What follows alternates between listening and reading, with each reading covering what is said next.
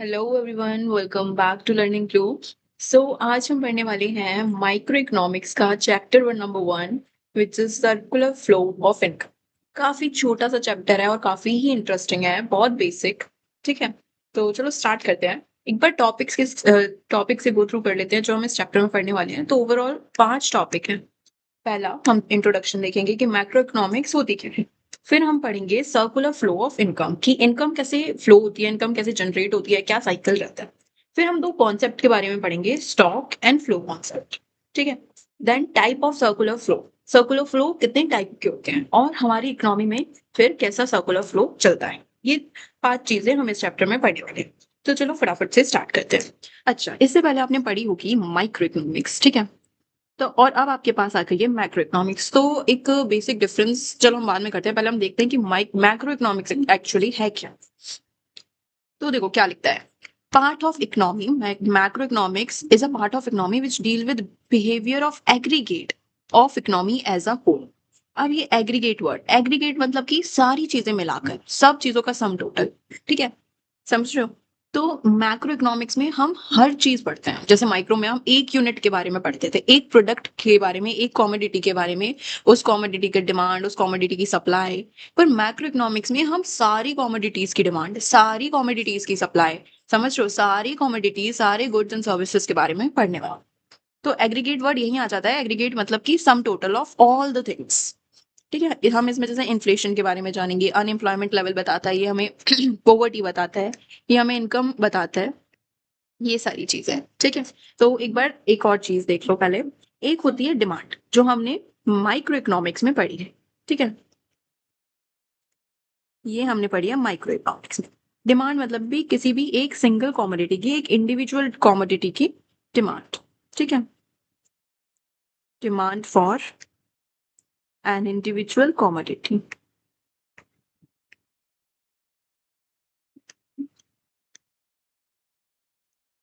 पर अब हम जो इस चैप्टर में पढ़ने वाले हैं वो पढ़ने वाले हैं एग्रीगेट डिमांड। ये क्या होती है? Demand for all the goods and services in the economy. ठीक है, सारे गुड्स एंड सर्विसेज की डिमांड को हम कहते हैं aggregate demand. All the goods and services.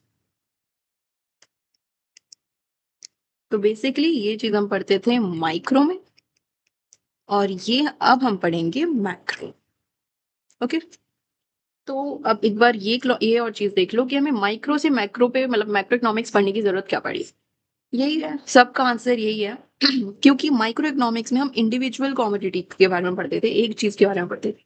तो इस वजह से हमें मैक्रो इकोनॉमिक्स की जरूरत पड़ी, ताकि हम पूरी इकोनॉमी के बारे में जान सकें, सारी इकोनॉमी को हम एग्रीगेट, मतलब सारी इकोनॉमी को स्टडी कर सकें। सिंपल सी बात बस ये है। तो अब चलो एक छोटा सा डिफरेंस पढ़ लेते हैं माइक्रो और मैक्रो के बीच, ताकि सारी कंफ्यूजन जो है क्लियर हो जाए। ठीक है। तो micro economics versus macro economics. Okay.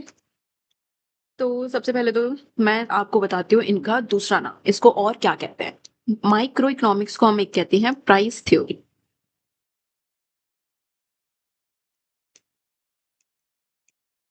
क्यों? क्योंकि इसमें बेसिकली हम प्राइसेस के बारे में ही पता लगाते थे। डिमांड क्या है एक सिंगल कॉमोडिटी की, सप्लाई क्या है एक सिंगल कॉमोडिटी का, तो हम एक ग्राफ बनाते थे जिससे उस कॉमोडिटी का एक प्राइस पता चलता था, राइट। ऐसा रिकॉल करो यार थोड़ा। डिमांड कर्व, सप्लाई कर्व जहाँ इंटरसेक्ट होंगे, ये प्राइस पता चल जाएगा हमें उस कॉमोडिटी का, राइट। तो हम एक सिंगल कॉमोडिटी का प्राइस, बेसिकली प्राइस पता लगाने के लिए हम माइक्रो इकोनॉमिक्स में करते थे। ठीक है, माइक्रो इकोनॉमिक्स में यही होता है, सोचिए हमने इसको क्या नाम नहीं दिया, प्राइस थ्योरी। मैक्रो को हम कहते हैं income and employment theory.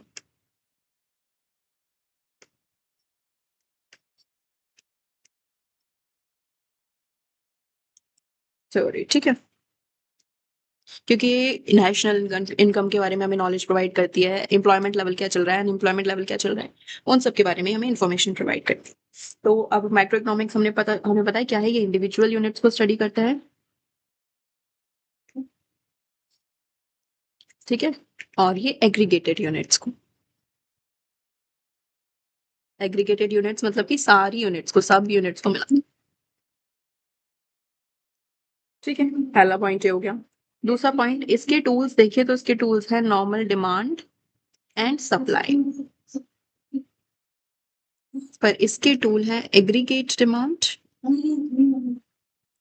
And aggregate supply. Hmm, ठीक है।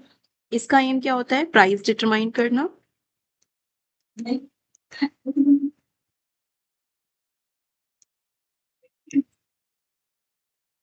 Price determination. और इसका काम क्या होता है? एम्प्लॉयमेंट लेवल पता लगाना, ठीक है, इनकम लेवल पता लगाना। तो इनकम एंड एम्प्लॉयमेंट लेवल को डिटरमाइन करें, समझ आना, ठीक है। मैंने बस शॉर्ट कीवर्ड्स में लिखी हैं सारी। नेक्स्ट है, अगर हम एक एक चीज आती है which is degree of aggression. Aggregation मतलब कि एग्रीगेशन यही वर्ड है, एग्रीगेटेड एग्रीगेशन। तो आप खुद सोचो, माइक्रो इकोनॉमिक्स में डेफिनेटली डिग्री ऑफ एग्रीगेशन कम होगा क्योंकि हम सिंगल यूनिट के बारे में स्टडी करते हैं, और मैक्रो में डिग्री ऑफ एग्रीगेशन ज्यादा होगा क्योंकि हम सारी यूनिट्स के बारे में स्टडी करते हैं। तो इसमें लो होगा और इसमें हाई होगा। ओके, अब इसके एग्जांपल देखें तो जैसे एक इंडिविजुअल की इनकम की बात करें तो वो माइक्रो में आएगा, और पूरे इनकम नेशन की इनकम की बात करें तो वो मैक्रो में आएगा। ठीक है, इंडिविजुअल्स इनकम और नेशनल इनकम। ओके, तो बेसिकली बस यही चीज है माइक्रो। आपको बस एक चीज ध्यान रखनी है, माइक्रो मतलब हम एक यूनिट की स्टडी कर रहे हैं, चाहे वो प्रोडक्ट हो चाहे वो किसी की इनकम हो। ठीक है, और मैक्रो में हम सबकी बात कर रहे हैं। डिमांड है तो सबकी डिमांड, सारे प्रोडक्ट्स की सारी सर्विसेज की एक साथ। इनकम है तो पूरे नेशन की इनकम। ठीक है, ये हो गया। तो यहाँ तक हमारा पहला टॉपिक कवर। अब हम देखते हैं ये वाला मैक्रो इकोनॉमिक्स हमने पढ़ लिया, डिफरेंस पढ़ लिया, क्यों आया, क्या जरूरत है, सब चीज यहाँ तक क्लियर। अब हम नेक्स्ट करेंगे circular flow of income. Okay, तो फ्लो ऑफ इनकम हम देखते हैं। अब ध्यान से समझना इस चीज को। सबसे पहले तो मैं बता देती हूँ फैक्टर ऑफ प्रोडक्शन। पता होगा वैसे आपको, पर एक और बार बता देती हूँ। फैक्टर ऑफ प्रोडक्शन चार होते हैं। अच्छा, ठीक है, land, labour, capital and entrepreneur. So इन चार चीजों को ये चारों चीजें मिलके हम कोई भी प्रोडक्शन करते हैं, कोई भी production of goods and services होता है, तो ये हमारा होता है फैक्टर ऑफ प्रोडक्शन। इनकी हेल्प से ही प्रोडक्शन हो पाता है। यार तुम कुछ भी बना रहे हो, तुम्हें लैंड चाहिए, तुम्हें काम करने के लिए लेबर चाहिए, तुम्हें पैसा चाहिए, तुम्हें एंटरप्रेन्योर चाहिए, राइट? तो ये सब चीजें होती हैं। तो फिर इसका जब भी कोई इन्वेस्ट करता है, जो लैंड वाला जिसने अगर लैंड दी है तो उसको रेंट मिलता है, राइट? लेबर को सैलरी मिलती है, सैलरी वेजेस मिलते हैं। कैपिटल को उसकी कैपिटल पे इंटरेस्ट मिलता है, और एंटरप्रेन्योर को प्रॉफिट मिलता है, राइट?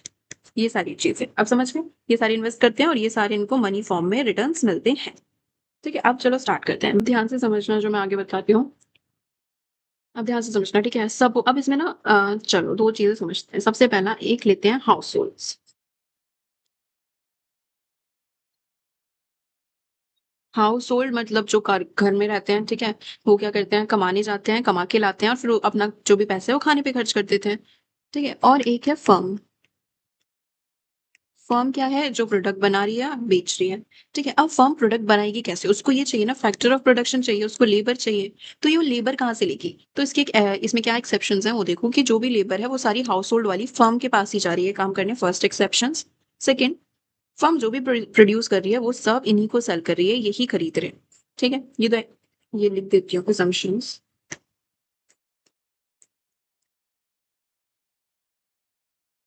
सारे हाउस होल्ड जो हैं provide labour service to firm.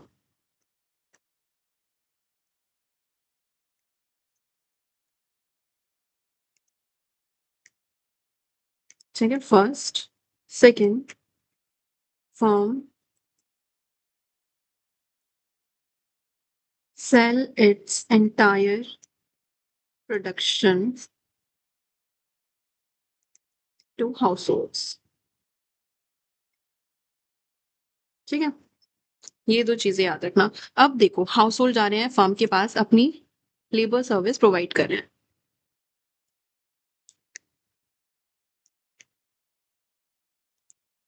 House hold जा रहे हैं फर्म के पास अपनी लेबर सर्विस प्रोवाइड करने। इस लेबर सर्विस के बदले फर्म हाउस होल्ड्स को क्या दे रही है? गुड्स। ठीक है? समझ आ गया? अब इसी में एक और साइकिल है। जब हाउस होल्ड गए फर्म के पास अपनी लेबर सर्विस देने, राइट? तो फर्म जो है इस लेबर सर्विस के बदले हाउस होल्ड्स को क्या देगी? Money, salary, right? Factor of production, salary देगी। अब ये सैलरी हाउस होल्ड्स के पास आ गई। हमने क्या कहा कि अपनी प्रोडक्शन जो है वो सारी हाउस होल्ड को ही सेल कर रही है। मतलब इनकी पूरी सैलरी इन्होंने जो इसने गुड्स मैन्युफैक्चर करे थे, इस गुड्स के बदले उसको पेमेंट करी। अब देखो गुड्स अगर फर्म अपने सारे गुड्स हाउस होल्ड को बेच रही है तो इस गुड्स की पेमेंट भी तो करेंगे ना house hold, in form of consumption expenditure. तो तो in form of consumption expenditure जो भी सैलरी थी हाउस होल्ड ने वो पूरी की पूरी फर्म को दे दी। अब ये 2 लाइन दिख रही है ना, एक ग्रीन है एक व्हाइट है। ये ही है आपका सर्कुलर फ्लो ऑफ इनकम। एक जो ग्रीन वाली है उसको हम कहते हैं रियल फ्लो, जिसमें पैसे इन्वॉल्व नहीं है। ठीक है? इसको हम कहते हैं रियल फ्लो। ये अभी हम आगे टाइप ऑफ फ्लोज में पढ़ लेंगे। और जो व्हाइट वाला है इसमें मनी इन्वॉल्व है, सैलरी जा रही है, कंजम्पशन एक्सपेंडिचर हो रहा है, तो ये होता है मनी फ्लो। ठीक है? इसको हम डिटेल में बाद में डिस्कस करेंगे। अभी ये जो मेन मेन चीज है ये समझ आ गई, ये क्रक्स है। इसको मैं दोबारा बता देती हूँ, ध्यान से सुनना। ठीक है? दो दो चीजें हैं हमारे पास, एक हाउस होल्ड, 2 सेक्टर है। एक हाउस होल्ड, फर्म। वैसे देखा जाए तो 4 सेक्टर्स होते हैं, गवर्नमेंट होता है, फर्म होता है, हाउस होल्ड होते हैं, और एक होता है एक्सपोर्ट इम्पोर्ट वाला। पर अभी हम 2 सेक्टर इकोनॉमी में बात कर रहे हैं, तो हम एजम्पशन लेते हैं कि सिर्फ हाउस होल्ड और फर्म ही है। ये भी एक एजम्पशन है। और एक एजम्पशन है कि सारे हाउस होल्ड जो है काम करने फर्म में जा रहे हैं, अपनी लेबर सर्विस प्रोवाइड कर रहे हैं। इस लेबर सर्विस के बदले फर्म जो है इनको अब गुड्स प्रोवाइड कर रही है। ठीक है? अब ये जा रहे हैं अपनी लेबर सर्विस प्रोवाइड कर रहे हैं, लेबर सर्विस से मिलती है सैलरी। ठीक है? लेबर सर्विस प्रोवाइड करी, उनको उनकी फैक्टर ऑफ पेमेंट मिली। इस फैक्टर ऑफ पेमेंट को इन्होंने दोबारा फर्म को दे दिया in form of consumption expenditure, क्योंकि फर्म से इन्होंने गुड्स खरीदे। समझ गए? इजी है। ये हमारा हो गया फैक्टर ऑफ पेमेंट। ओके? अब देखो इसमें 3 स्टेजेस इन्वॉल्व हैं, उसको हम स्टडी करते हैं। कौन सी 3 स्टेजेस? पहली स्टेज है generative phase.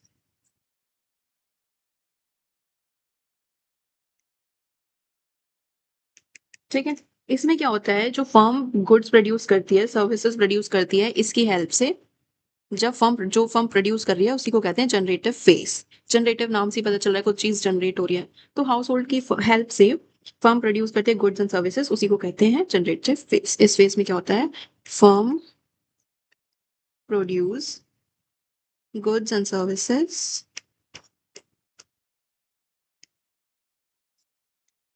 with the help of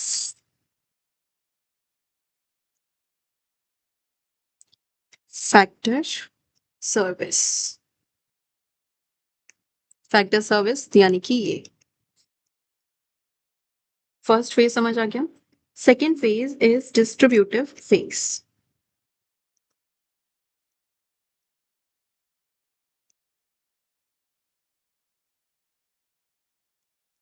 इस फेज में क्या होता है, जैसे फैक्टर इनकम का फ्लो होता है। ठीक है? फर्म जो है लेबर, इसने फैक्टर सर्विस प्रोवाइड करी। अब इस सर्विस के बदले पेमेंट भी तो करेगा ना, तो ये सैलरी की पेमेंट जो हो रही है, ये इसी को कहते हैं डिस्ट्रीब्यूटिव फेज। ठीक है?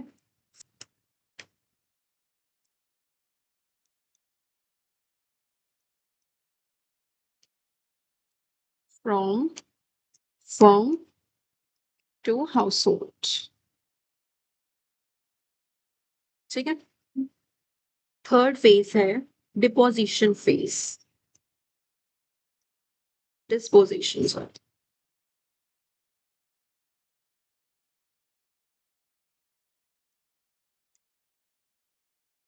इसमें क्या होता है, जो भी इनकम रिसीव हुई है हाउस होल्ड को, वो सारी इनकम जो है गुड्स एंड सर्विसेज खरीदने पे लगा देते हैं। ठीक है? Income spend on goods and services, income spend on goods and services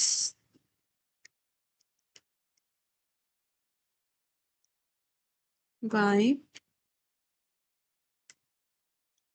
bye house, ठीक है। देखो अब देख लो, जनरेटिव फेज मतलब कि जो भी गुड्स प्रोड्यूस मतलब गुड्स प्रोड्यूस करना किसकी हेल्प से, हाउस होल्ड की हेल्प से। तो हाउस होल्ड की हेल्प से जब अपनी ये लेबर सर्विस दे रहे हैं फर्म को, ये हो गया हमारा जनरेटिव फेज। डिस्ट्रीब्यूटिव फेज में फैक्टर इनकम देना, जब फर्म क्या दे रही है, इनकम, सैलरी, किसको, हाउस होल्ड। ये हो गया डिस्ट्रीब्यूटिव फेज, मतलब डिस्ट्रीब्यूट कर दे।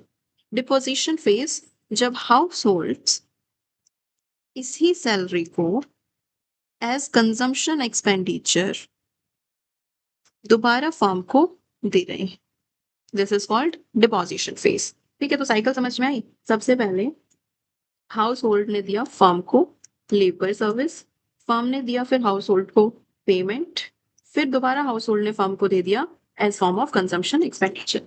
आपने अगर ये चीज समझ लिया, ये पेज है, अगर आपने ये समझ लिया तो आपका इस चैप्टर का क्रक्स क्लियर है। यही है मेन कहानी, सर्कुलर फ्लो ऑफ इनकम।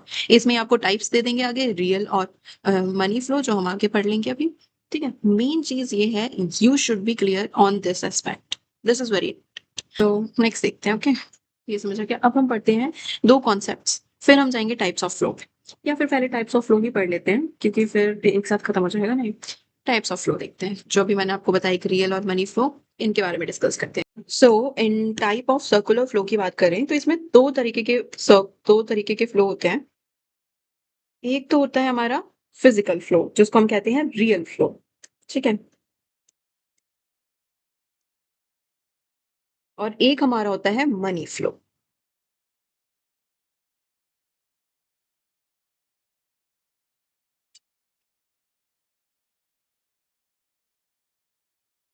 तो रियल फ्लो और मनी फ्लो, उसे नाम से ही समझ आ गया होगा।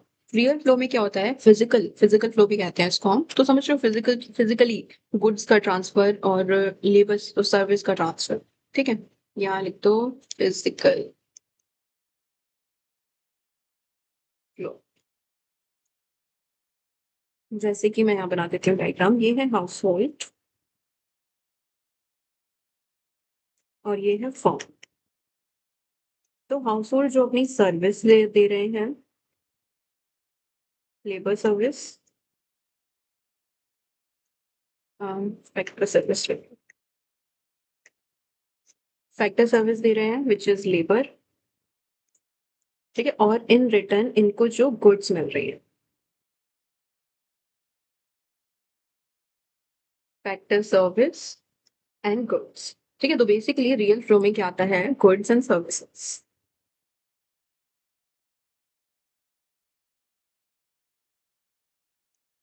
ये हमारा होता है रियल फ्लो, समझ गए। इसमें बुक में बस थोड़ी चीजें और घुमा फिरा के थोड़ी डिटेल में लिखी है और कुछ नहीं, बाकी यही है बस। और तो यही है बस, factor service, transfer of factor service, और फैक्टर सर्विस के बदले इनको ये गुड्स मिल रहे हैं हाउस होल्ड्स को, इसको हम कहते हैं सर्कुलर फ्लो। फिजिकल फ्लो भी कहते हैं इसमें सिर्फ गुड्स एंड सर्विसेज का एक्सचेंज होता है। और real flow determine the magnitude growth process of economy. ये एक इंपॉर्टेंट बात है, ये क्या डिटरमाइन करता है real flow, magnitude of growth process of economy. जितना ज्यादा रियल फ्लो होगा उतना ज्यादा इकोनॉमी ग्रो करेगी बेसिकली। ठीक है, ये लिख देती हूँ उसको मैं, डिटरमाइन द growth magnitude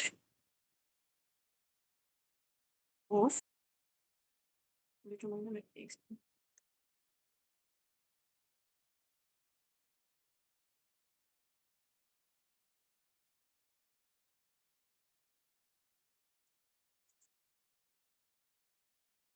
ठीक है, क्योंकि जितने ज्यादा, देखो, जितने ज्यादा फैक्टर सर्विस हम प्रोवाइड करेंगे उतने ज्यादा गुड्स बनेंगे, जितने ज्यादा गुड्स बनेंगे उतना, जितनी मतलब जितना ज्यादा प्रोडक्शन होगा उतनी ज्यादा इकोनॉमी ग्रो करेगी, बस।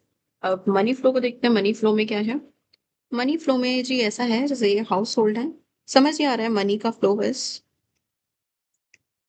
ये फर्म है, जब फर्म ने इनको, जब हाउस होल्ड ने जो फैक्टर सर्विस दी, उस फैक्टर सर्विस के बदले इनको जो फैक्टर पेमेंट मिलेगी,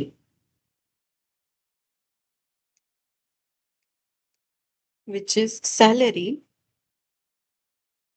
दिस इज कॉल्ड, मतलब ये एक मनी फ्लो हुआ, मतलब सैलरी का ही, तो ये एक मनी फ्लो ही तो हुआ। अब ये सैलरी जब हाउस होल्ड दोबारा फर्म को दे देंगे in form of consumption expenditure,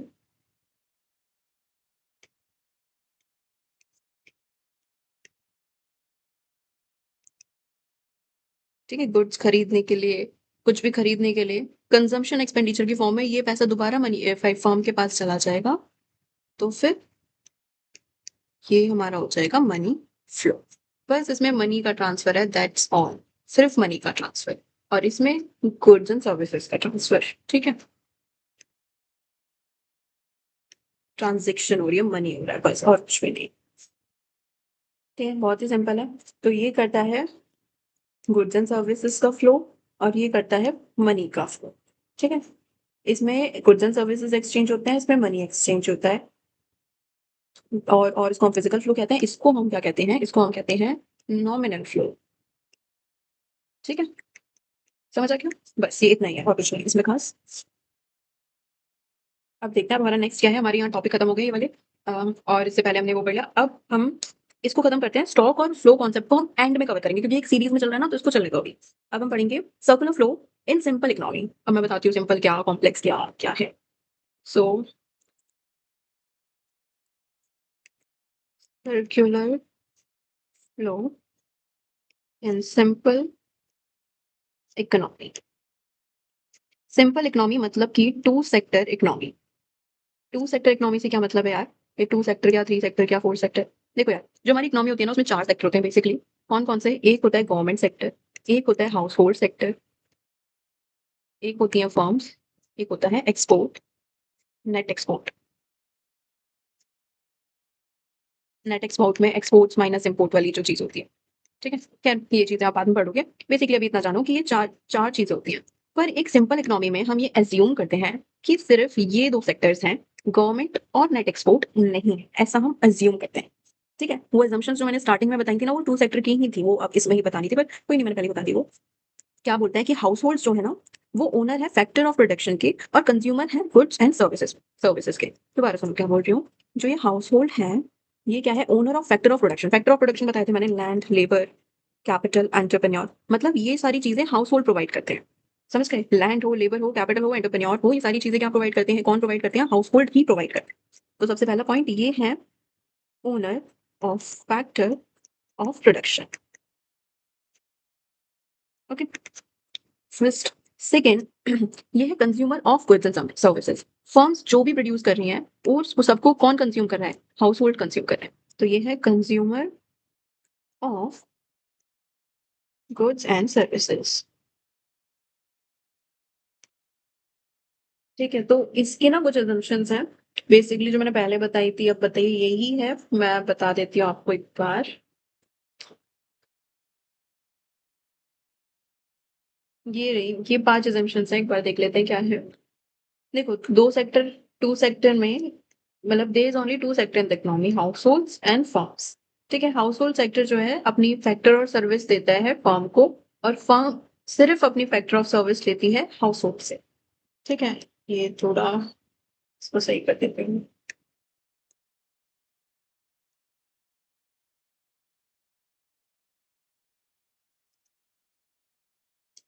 हाँ, तो हाउस होल्ड जो है, मतलब कि जो सर्विस प्रोवाइड करता है ना, फैक्टर सर्विस क्या था? Land, labour, entrepreneur.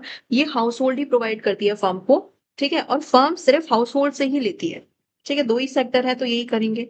फर्म जो है जो भी बनाती है वो सब हाउस होल्ड को सेल कर देती है, और हाउस होल्ड को जो भी इनकम मिलती है, जो भी उन्हें इनकम मिलती है, वो सारी इनकम वो खर्च कर देते हैं अपने कंजम्पशन एक्सपेंडिचर पे। कोई भी सेव नहीं करता है, ना ही हाउस होल्ड सेव करते अपनी इनकम में से, ना ही फर्म सेव करती अपने प्रॉफिट के लिए, प्रॉफिट में से ना फर्म से कुछ सेव करती, ठीक है। तो ये पांच चीजें हैं, इनको पढ़ लेना, और पेपर में आए तो यही पांच assumptions आपको लिखनी है बस, ठीक है। अब एक होती है क्लोज्ड इकोनॉमी, एक होती है ओपन इकोनॉमी, इसको भी समझ लेते हैं।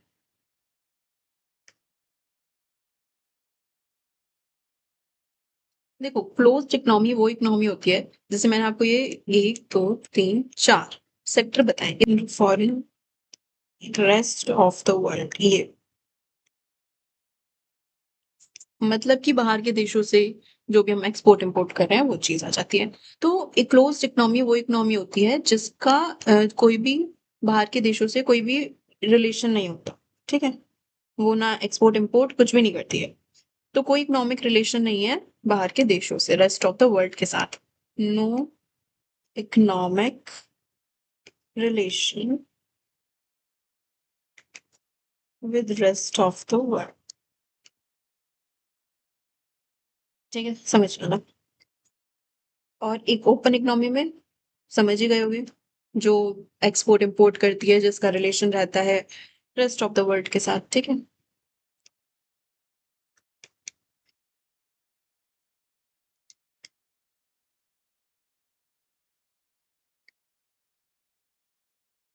तो बेसिकली बस क्लोज्ड इकोनॉमी में ये तीन चीजें आती हैं, फर्स्ट सेकंड और थर्ड। फर्स्ट सेकंड और थर्ड। और ओपन इकोनॉमी में चारों चीजें आती है, first second third and fourth, ठीक है, समझ गए। बस ये हो गया। अब एक और डायग्राम और है, वो भी बना ही देती हूँ मैं, अच्छे से समझ आ जाएगा। वही सेम डायग्राम है, बस रिपीट कर करके बना रहे हैं। तो आउटर लूप और इनर लूप वाला हिसाब है, ये देख लेना। ये हाउस होल्ड है, ठीक है, और ये फॉर्म। तो सबसे पहले क्या होता है, फैक्टर सर्विस जाती है। ये कई फैक्टर सर्विस रैप अप कर रहे हैं, ओके। मतलब कि लैंड, लेबर, कैपिटल, एंटरप्रेन्योर, ये सब हाउस होल्ड ने फर्म को दिया, ठीक है। और फर्म ने इसके बदले इनको क्या दी, फैक्टर पेमेंट।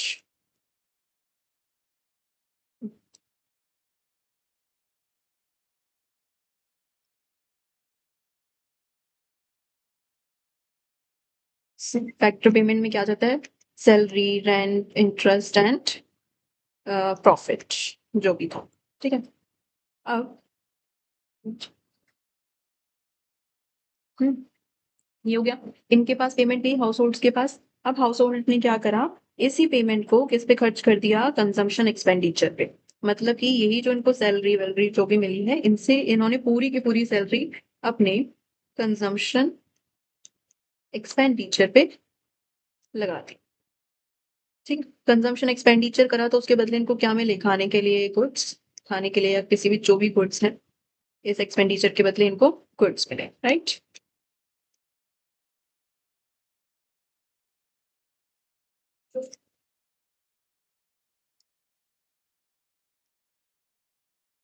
जो भी गुड्स फर्म ने बनाए हैं, ठीक है, गुड्स एंड सर्विसेज। अब देखो, अब जो ये इनर लूप है ग्रीन वाला, ये क्या दिखा रहा है, पैसा आ रहा है। पैसा ये आया हाउस होल्ड के पास, पैसा गया हाउस होल्ड से। तो ये जो इनर लूप है ग्रीन वाला, इनर लूप क्या दिखा रहा है, मनी फ्लो। और जो ऑरेंज वाला आउटर लूप है, वो क्या दिखा रहा है, रियल फ्लो, क्योंकि इसमें गुड्स एंड सर्विसेज का ट्रांसफर हो रहा है, ठीक है। That's it.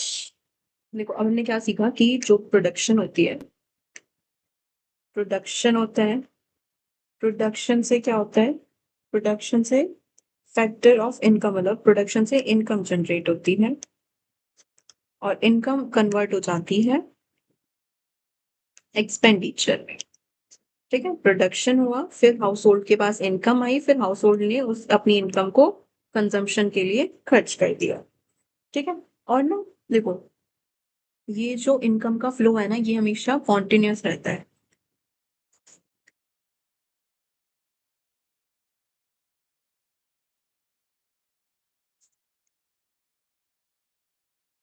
ठीक है। क्यों क्यों रहता है कॉन्टिन्यूस, क्योंकि जो हमारा नेवर एंडिंग वांट्स, हमारी कभी खत्म ही नहीं होती जो हमारी वांट्स है, never ending, because of never ending wants of human, ठीक है। नेवर एंडिंग ह्यूमन वांट्स, तो हमें चाहिए ही होता है कुछ ना कुछ, कुछ ना कुछ, तो ये कभी स्टॉप नहीं होता, हमेशा कॉन्टिन्यूस रहता है। तो अगर हमने अभी सब जो भी सीखा उससे हम क्या, अभी हमने जो डायग्राम देखा उससे हम क्या निकाल सकते हैं, कि जितना भी टोटल प्रोडक्शन होगा, जो भी फर्म प्रोड्यूस कर रही है, वो सारा का सारा सेल कर देती है, ठीक है। तो उतना ही कंजम्पशन हो रहा है, मतलब उतनी वो सारा का सारा लोग खरीद लेते हैं, राइट। ये पहला कंक्लूजन। दूसरा, जितना हम उन्हें पे कर रहे हैं उतनी उनकी इनकम है। ठीक है, जितना हम उन्हें पे कर रहे हैं, फैक्टर पेमेंट जितनी है उतनी ही फैक्टर इनकम है हाउस होल्ड की। थर्ड, जितना वो एक्सपेंडिचर कर रहे हैं, ठीक है, मतलब जितनी इनकी इनकम है, फ्यूचर फैक्टर इनकम है, जितनी ये फैक्टर इनकम है इस पूरी इनकम को वो खर्च कर देते हैं। तो जितनी फैक्टर इनकम है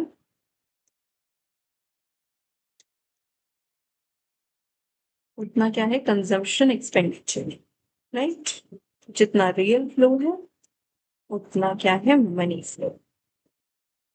ये हमारा पूरा इसका कंक्लूजन।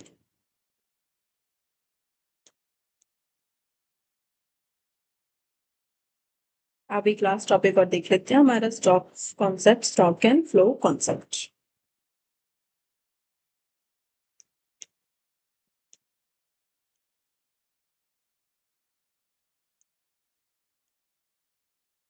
ज्यादा पढ़ने की जरूरत नहीं है, इसमें डिफरेंस होगा आपकी बुक में, बस वो डिफरेंस पढ़ लेना बस। देखो यार, स्टॉक मतलब की रुकी हुई चीज, फ्लो मतलब की बहती हुई चीज, समझ गए। स्टॉक मतलब जिसको हम एक पॉइंट, एक पीरियड ऑफ टाइम टाइम पे हम उसे मेजर कर सकते हैं, दैट इज स्टॉक। जैसे कि मैं कहती हूँ एक 1 Jan 2022, ये एक पर्टिकुलर डेट, ठीक है, और फ्लो मैं कहती हूँ 2022, ये 1 ईयर हो गया ना, ये तो पूरा एक ईयर हो गया। तो ये एक फ्लो कॉन्सेप्ट है। स्टॉक मतलब कि उस दिन, उस डेट पे, उस टाइम पे, समझ लो, that is stock measured at a particular point।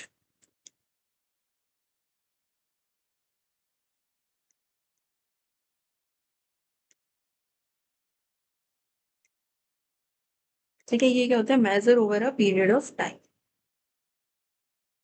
Major over a period of time. ठीक है, इसका कोई टाइम डायमेंशन नहीं होता स्टॉक का, क्योंकि एक पर्टिकुलर पर्टिकुलर टाइम पे होता है ना, ऐसे कोई टाइम डायमेंशन नहीं। पर इसका टाइम डायमेंशन होता है क्योंकि ये एक पीरियड ऑफ टाइम पे मेजर कर रहे हैं। ठीक है, 1 साल, 2 साल, तो हाँ, इसका टाइम डायमेंशन होता है।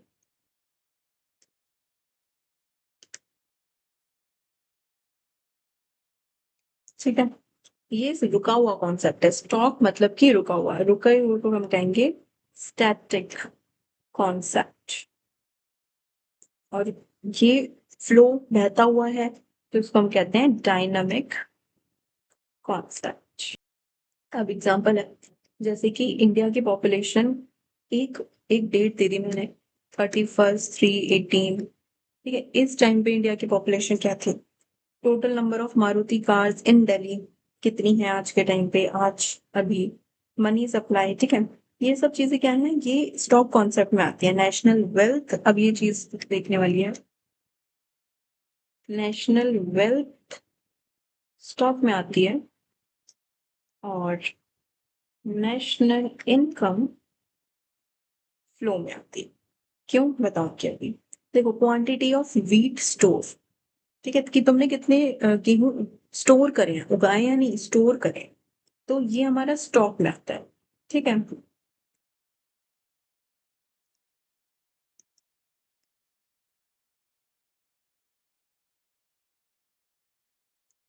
और तुमने कितने गेहूं प्रोड्यूस किए हैं, ये हमारा फ्लो में आता है।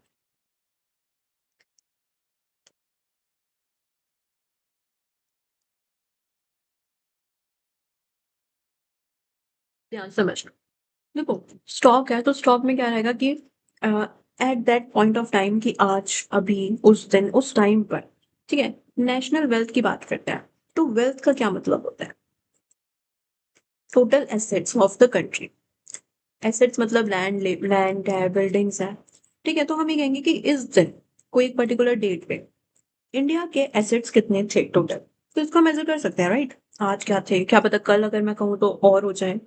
पर नेशनल इनकम की बात करें तो इनकम तो आप ऐसे पर डे के हिसाब से आपको या दिहाड़ी मिलती है, ऐसा नहीं होता है, पर ईयर के हिसाब से, पर मंथ के हिसाब से मिलती है ना।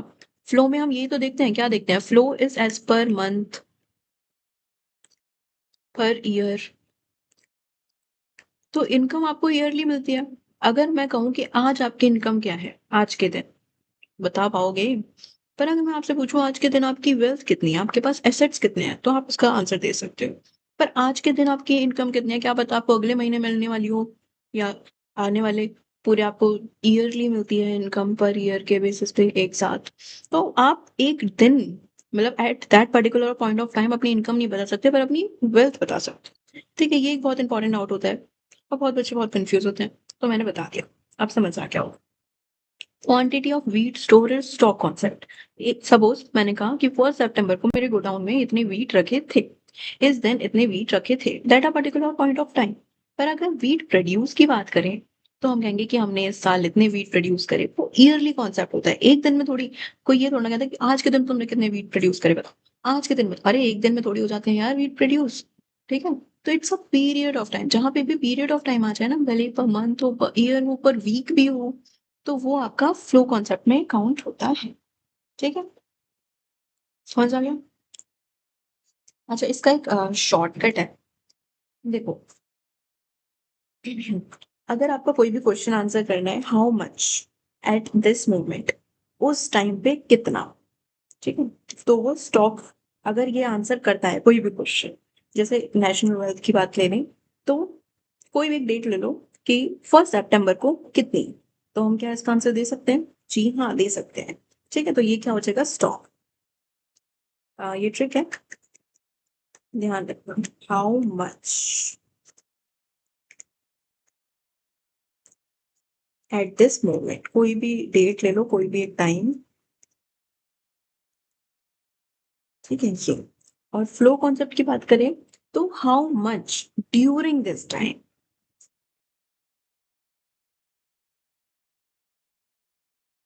How much during this time.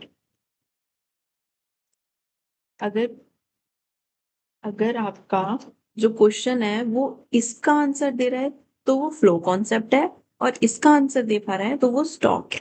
जैसे चलो इसको ही लेते हैं, नेशनल वेल्थ कितनी थी एक साल, एक साल 2024 में हमारी नेशनल वेल्थ कितनी थी? ठीक है, तो क्या हम बता पाएंगे? क्या हम बता पाएंगे? अरे पूरे साल में तो हम ऊपर नीचे होती रही है हमारी नेशनल वेल्थ, नहीं बता पाएंगे। पर अगर हम इनकम की बात करें कि 2024 में या 2025 में हमारी इनकम कितनी थी, नेशनल इनकम, तो क्या हम उसका आंसर बता पा रहे हैं? जी हाँ। ड्यूरिंग दिस टाइम मतलब एक पीरियड ऑफ टाइम ले लो, कोई ईयर, ठीक है, और ड्यूरिंग दिस मोमेंट कोई डेट ले लो, ऐसे करके देख लेना, आपको समझ आ जाए। सो यस गाइस, यहाँ हम अपना रैप अप करते हैं। हमने बहुत अच्छे से समझ लिए, हमारे सारे टॉपिक बहुत अच्छे से क्लियर हैं। और इस पूरी, ये 3 पेजेस हैं, इसकी मैं पीडीएफ आपको प्रोवाइड कर दूंगी in my description box, so don't worry about that. और कोई भी डाउट है जस्ट लेट मी नो। मैं अभी ये video I guess 30 minute something की होगी, तो मैं ये सोच रही हूँ एक रैप अप वीडियो भी बना दूँ जो थोड़ी छोटी होगी, और इन्हीं नोट से मैं फटाफट से आपको सब रिवाइज करा दूंगी, राइट? सो वो भी करते हैं। तो थैंक यू, आई होप आपको बहुत अच्छे से समझ आया होगा जो मैंने बताया। Thank you, see you in next video, bye.